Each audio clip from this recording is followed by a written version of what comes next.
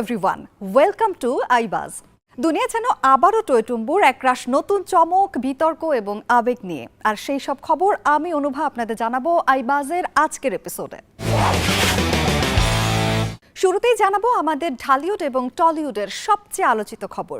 ঢাকায় প্রথমবার পা রেখেই কেন আবেগ সামলাতে পারলেন না পাখি খ্যাত মধুমিতা সরকার।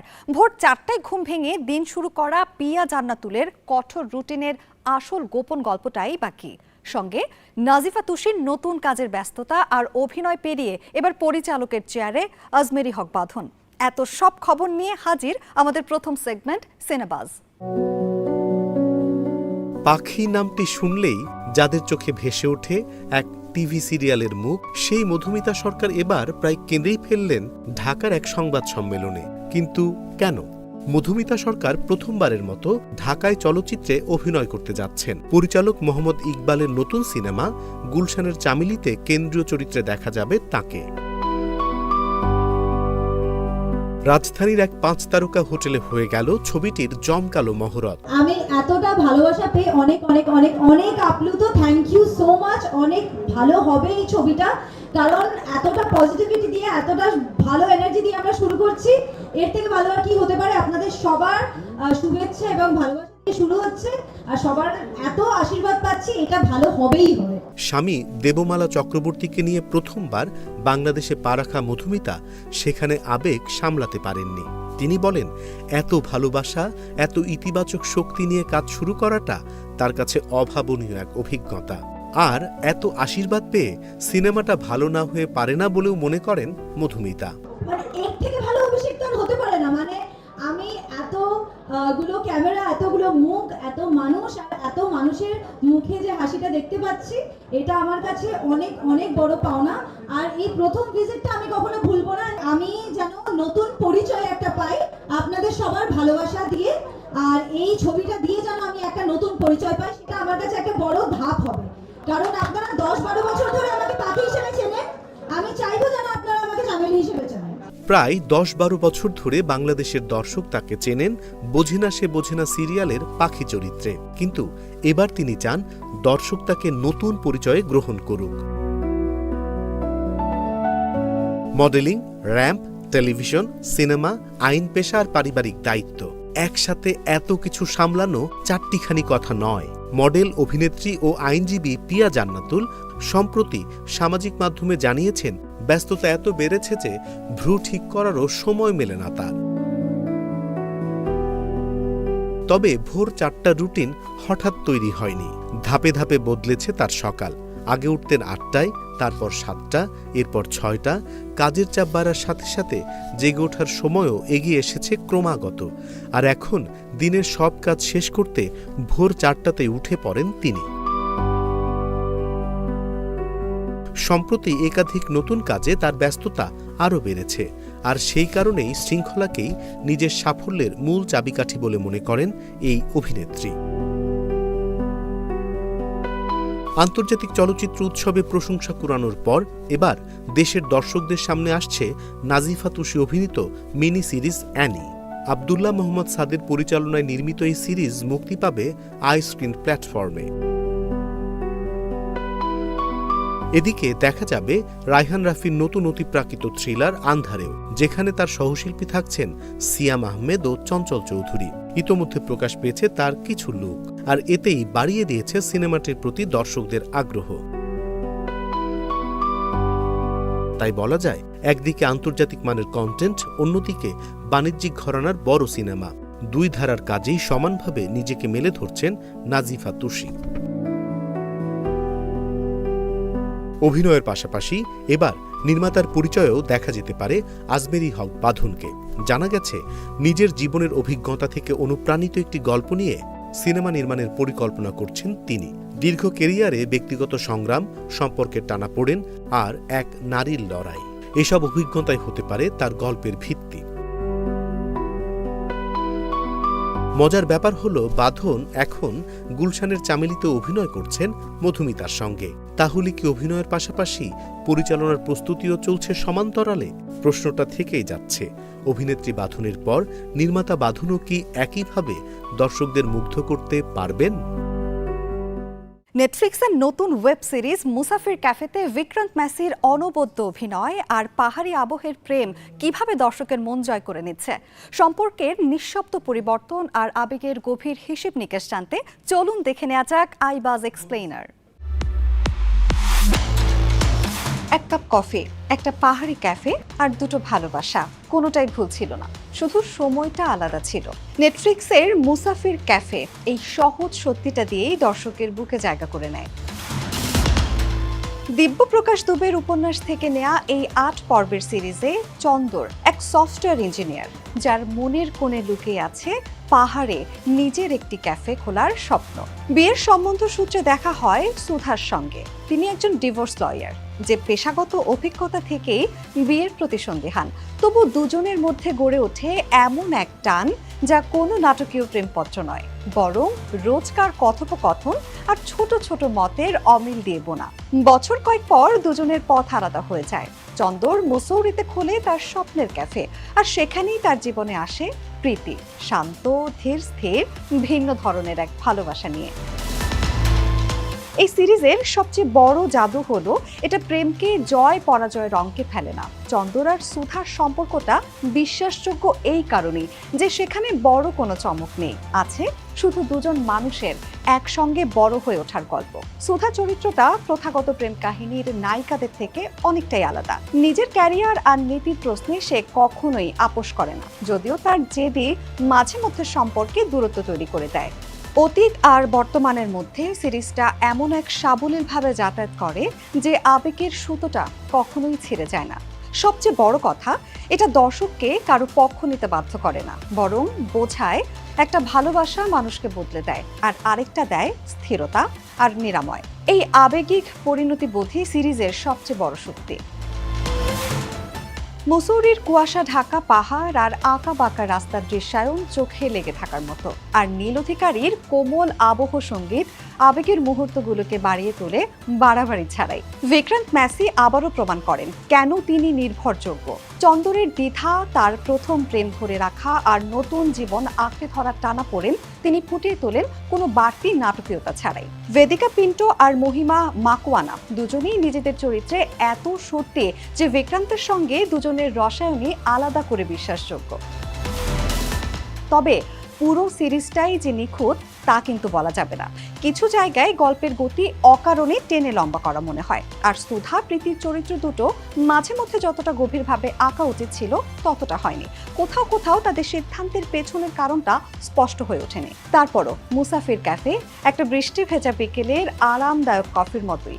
শেষ পর্ব শেষ হওয়ার পরও যেন মনের কোণে থেকে যায়। যারা বিশ্বাস করেন ভালোবাসা সবসময় শব্দে নয়, অনুভূতিতে বেঁচে থাকে, তাদের জন্য এই সিরিজটি মাস্ট ওয়াচ। এবার সোশ্যাল মিডিয়ার দুনিয়ার কিছু আলোচিত খবর। নাটকের পোস্টারে অনুমতি ছাড়া ব্যক্তিগত ছবি ব্যবহার করায় প্রভার ক্ষোভ। অন্যদিকে কনসার্টের মঞ্চে মোবাইল রেকর্ড বাদ দিয়ে বাস্তব মুহূর্ত উপভোগ করার দারুণ বার্তা দিলেন পরিমণি। আর গ্ল্যামারের আলো ছেড়ে খালি পায়ে বাগানে কোদাল হাতে জয়া আহসান। নেটিজেনদের চমকে দেয়া এসব ঘটনার পেছনের খবর নিয়ে এবারের সোশ্যাল বাজ।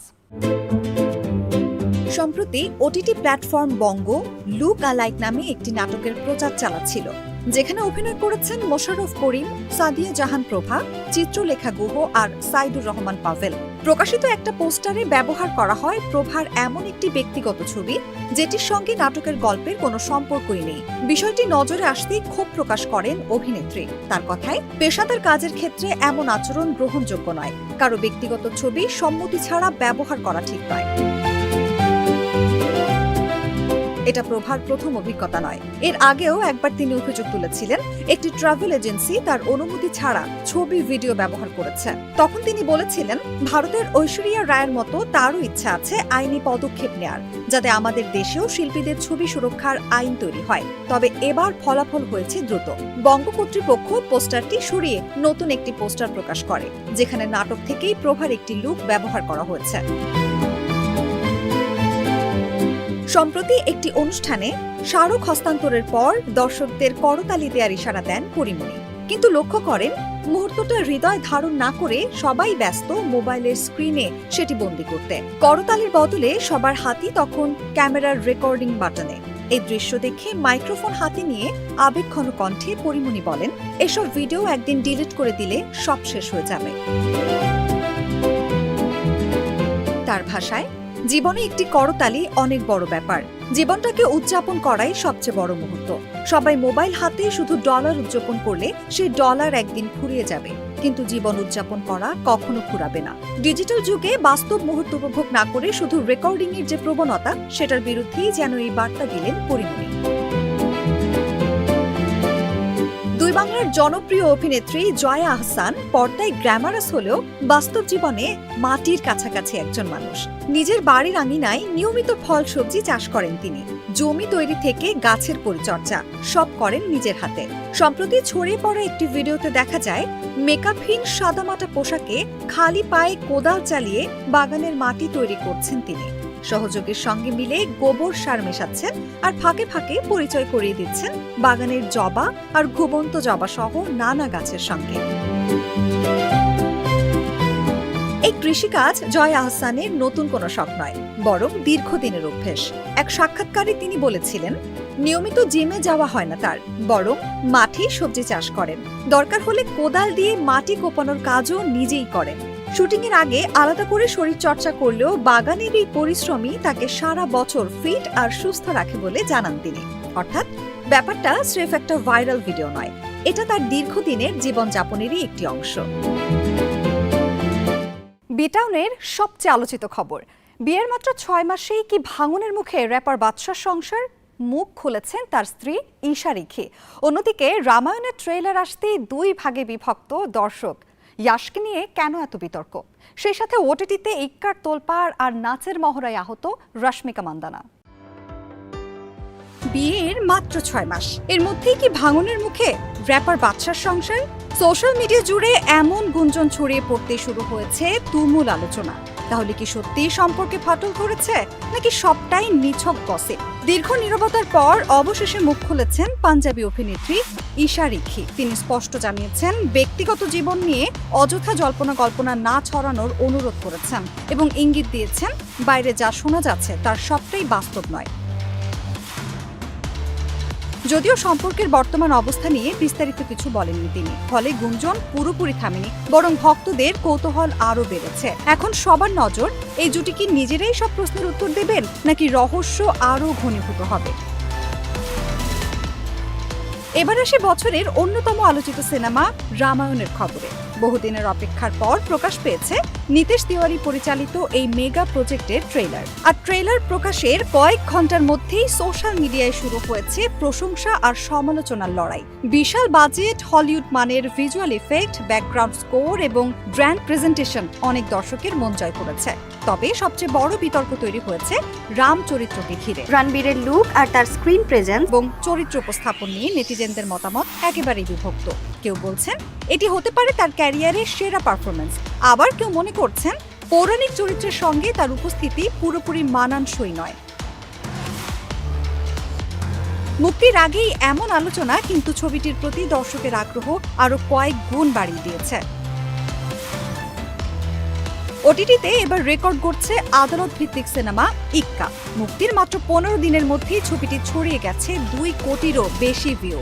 সংখ্যাটা স্পষ্ট করে দিচ্ছে, ভালো গল্প পেলে দর্শক এখনো কোর্ট রুম ড্রামা দেখতে ভীষণ আগ্রহী। ছবির প্রথমার্ধে টান টান গতি, শক্তিশালী সংলাপ এবং অভিনেতাদের অভিনয় ব্যাপক প্রশংসা কুড়িয়েছে।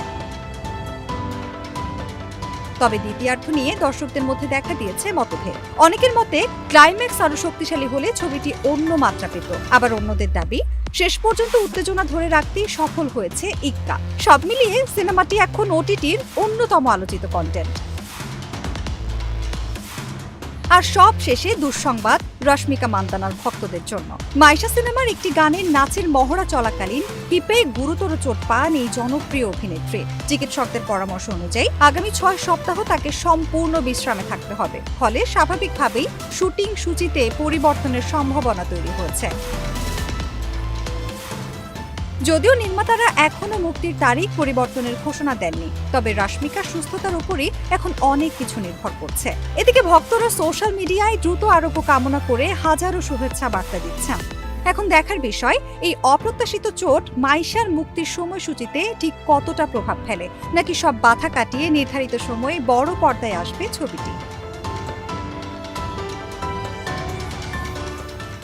বলিউড থেকে এবার পাড়ি জমায় সুদূর হলিউডে। ৪৩ বছর বয়সে আবারও মাতৃত্বের সুখবর দিয়ে ভক্তদের চমকে দিয়েছেন অস্কার জয়ী অভিনেত্রী অ্যান হ্যাথাওয়ে। তবে ওদিকে গোল্ডেন গ্লোব ঘিরে শুরু হয়েছে $15 কোটি এক আইনি লড়াই। গায়ক ডিফোর ভিডির বিচার প্রক্রিয়া থেকে শুরু করে পুরনো তারকা জুটির সন্তানদের একই পর্দায় একসঙ্গে কাজ করার গল্প, সব রোমাঞ্চকর তথ্য নিয়ে হাজির হলিউড বাজ। অস্কারজয়ী অভিনেত্রী অ্যান হ্যাথওয়ে আবারও সুখবর দিয়ে ভক্তদের চমকে দিয়েছেন। ৪৩ বছর বয়সে তিনি জানালেন তৃতীয় সন্তানের অপেক্ষায় আছেন।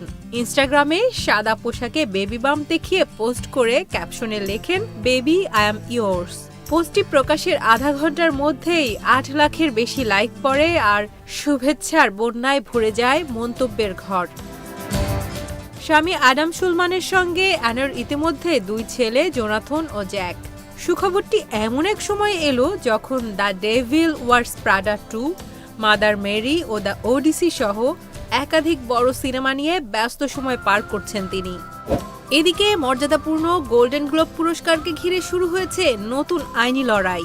দীর্ঘদিনের আয়োজক সংস্থা হলিউড ফরেন প্রেস অ্যাসোসিয়েশন পেনক্স মিডিয়ার বিরুদ্ধে মামলা করেছে। অভিযোগ, 2023 সালে গোল্ডেন গ্লোব অধিগ্রহণের সময় জালিয়াতি ও প্রতিযোগিতা বিরোধী কৌশল ব্যবহার করা হয়েছিল। মামলায় $150 মিলিয়ন বেশি ক্ষতিপূরণ দাবি করা হয়েছে। যদিও পেনক্স মিডিয়া সব অভিযোগ অস্বীকার করে বলেছে পুরো অধিগ্রহণ আইন মেনেই হয়েছে এবং তারা আদালতে নিজেদের অবস্থান প্রমাণ করবে। এই মামলার রায় শুধু অর্থনৈতিক নয়, ভবিষ্যতে গোল্ডেন গ্লোবের নিয়ন্ত্রণ কার হাতে থাকবে সেটিও অনেকটা নির্ধারণ করতে পারে। অন্যদিকে গায়ক ডিফোর ভিডি, আসল নাম ডেভিড বার্ক, এখন পূর্ণাঙ্গ বিচারের মুখোমুখি হতে যাচ্ছেন। অভিযোগ, তিনি 14 বছর বয়সী সেলেস্তে রিভার্স হার্নান্দেজকে হত্যা করে তার দেহ বিকৃত করেছিলেন। তদন্তকারীরা কিশোরীর দেহাবশেষ উদ্ধার করেন তার গাড়ি থেকে। 5 দিনের প্রিলিমিনারি শুনানি শেষে বিচারক জানিয়েছেন বিচারের জন্য পর্যাপ্ত প্রমাণ রয়েছে। এখন প্রসিকিউটররা মৃত্যুদণ্ড চাওয়ার বিষয়টিও বিবেচনা করছেন। তবে ডেভিড বার্ক শুরু থেকেই সব অভিযোগ অস্বীকার করে আসছেন। সবশেষে 3 দশক আগের এক হলিউড সম্পর্ক যেন নতুনভাবে ফিরে এসেছে। রিচার্ড গিয়ার ও সিন্ডি ক্রফোর্ডের বিচ্ছেদের বহু বছর পর তাদের পরবর্তী সংসারের সন্তান হোমার গিয়ার ও কাইয়া গার্বার এফএক্সের সিরিজ দ্য শার্টসে একসঙ্গে অভিনয় করেছেন। মজার বিষয় হলো, শুটিংয়ের আগে তারা একে অপরকে চিনতেনই না। প্রথম কাস্ট মিটিংয়েই বাবা মায়ের অতীত সম্পর্ক নিয়ে হাস্যরসের মাধ্যমে বরফ গলে যায়। পরে কাইয়া বলেন, হোমার ছিলেন তার সবচেয়ে স্বাচ্ছন্দ্যের সহশিল্পীদের একজন, আর হোমারের ভাষায় কাজ করতে করতেই তাদের বন্ধুত্ব গড়ে ওঠে, যা পর্দার রসায়নকেও আরও স্বাভাবিক করে তুলেছে। তাই পুরনো এক তারকা জুটির গল্প এবার নতুন প্রজন্মের হাত ধরে আবারও আলোচনায়। এবার দেখে নেই পুরো সপ্তাহের সবচেয়ে আলোচিত খবরগুলো। দীর্ঘদিনের রেকর্ড ভেঙে ইউটিউবের শীর্ষস্থান হারালো অপূর্ব মেহজাবিনের বড় ছেলে। তবে ভিউয়ের এই মেগা লড়াইয়ে এখন নম্বর 1-এ কোনটি? সেই সাথে জুলাইয়ের সারা জাগানো নাটক আর ওটিটির শীর্ষ র্যাঙ্কিংয়ের উত্থান পতন নিয়ে সাজানো হয়েছে ট্রেন্ডি বাজ। কাজল চোখের মেয়ে রোমান্টিক ঘরানার এই নাটক প্রকাশের পরপরই তুমুল সাড়া ফেলে দেয়, বলা যায় রীতিমতো ভাইরাল। নাটকটির গল্প আবর্তিত হয়েছে সম্পর্কের নানা টানাপোড়েন ঘিরে, যা জোভান ও তটিনীর অসাধারণ রসায়নে দারুণভাবে ফুটে ওঠে। মুক্তির 2 সপ্তাহে নাটকটি দেখেছেন 24 মিলিয়নেরও বেশি দর্শক। অমর প্রেম নাটকটি মুক্তির পর থেকেই দর্শকদের আলোচনার কেন্দ্রবিন্দুতে। বেশ ইতিবাচক সাড়া পাচ্ছেন পার্থ তটিনী জুটি। ভালোবাসা, আত্মত্যাগ এবং মানসিক দৃঢ়তার গল্পে নির্মিত নাটকটি মুক্তির কয়েকদিনের মধ্যেই লাখ লাখ ভিউ কুড়িয়ে নেয়। ইউটিউবে এখন পর্যন্ত নাটকটি দেখেছেন 8 মিলিয়ন দর্শক। জনপ্রিয় জুটি মুশফিক ও কেয়া পায়েলকে নিয়ে নির্মিত নাটক হঠাৎ তুমি, যেখানে 2টি বিপরীতধর্মী চরিত্রের আকস্মিক দেখা হয়। তারপরই গল্পটি অপ্রত্যাশিত এক মোড় নেয় দর্শকের মাঝে, যা মিষ্টি রোমান্স ছড়িয়ে দেয়। মুক্তির কয়েকদিনেই নাটকটির ভিউ 6 মিলিয়ন ছাড়িয়েছে। বাংলাদেশে নেটফ্লিক্সের শীর্ষস্থানে জায়গা করে নিয়েছে মুসাফির ক্যাফে। এই ৮ পর্বের ওয়েব সিরিজে চন্দর মানে বিক্রান্ত ম্যাসি একজন সফটওয়্যার ইঞ্জিনিয়ার, যার মনের কোণে লুকিয়ে থাকে পাহাড়ে নিজের একটি ক্যাফে খোলার স্বপ্ন। বিয়ের সম্বন্ধ সূত্রে তার দেখা হয় সুধার সঙ্গে, যে কিনা ডিভোর্সড লয়ার আর পেশাগত অভিজ্ঞতা থেকেই বিয়ের প্রতি সন্দিহান। তবুও তাদের সম্পর্ক গড়ে ওঠে, যদিও কয়েক বছর পরই দুজনের পথ আলাদা হয়ে যায়। চন্দর মুসৌরিতে খোলে তার স্বপ্নের ক্যাফে, আর সেখানেই তার জীবনে আসে প্রীতি।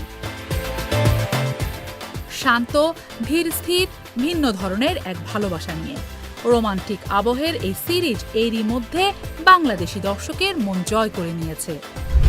রাজপ্রাসাদের অন্দরমহলের রাজনীতি এবং ক্ষমতা দখলের তীব্র লড়াইয়ের এক চমৎকার অভিজ্ঞতা দ্য ইস্ট প্যালেস।